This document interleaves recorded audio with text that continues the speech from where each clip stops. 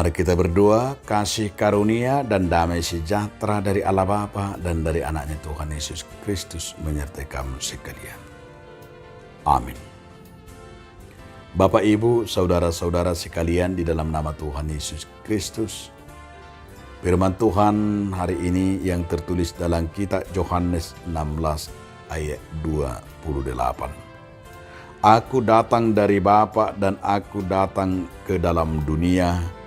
Aku meninggalkan dunia pula dan pergi kepada Bapa.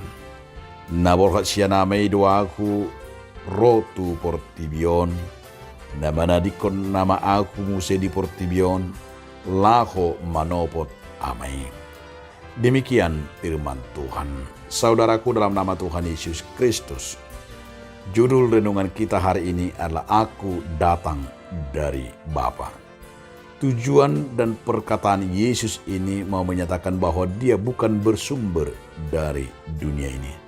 Namun Tuhan Yesus mau menyatakan dia datangnya dari Bapa.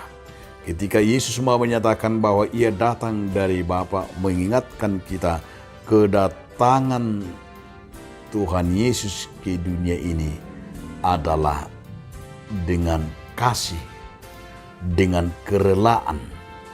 Coba kita bayangkan Bapak, Ibu, Saudaraku, apalah yang kita banggakan sehingga Allah mau turun dan datang ke dunia ini dengan kerelaan, dengan membawa kabar sukacita dari sorga, membawa kehidupan dari sorga, dan bahkan meninggalkan Bapa di sorga untuk datang kepada dunia ini dan juga kembali kepada Bapa.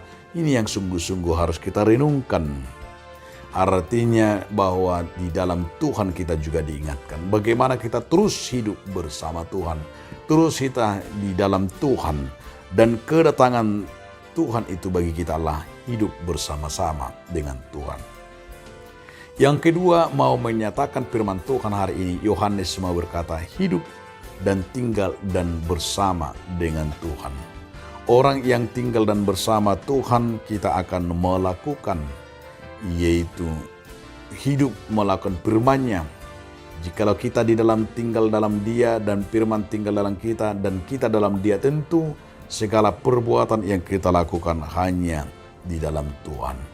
Itu sebabnya kita harus merupakan dan yakin dan percaya bahwa orang yang setia dan orang yang melihat dalam dirinya ada Tuhan Yesus Kristus, itulah yang bersumber dari sorga yang datang dari Tuhan.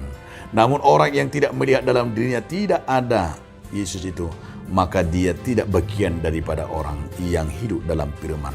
Maka mungkin dia juga sering akan terjerumus ke dalam dosa dan kejahatan.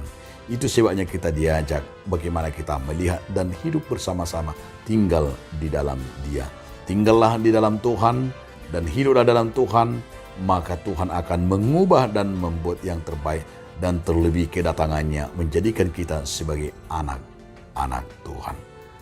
Amin. Terima kasih Tuhan atas firman yang mengingatkan kami tinggal di dalam Engkau.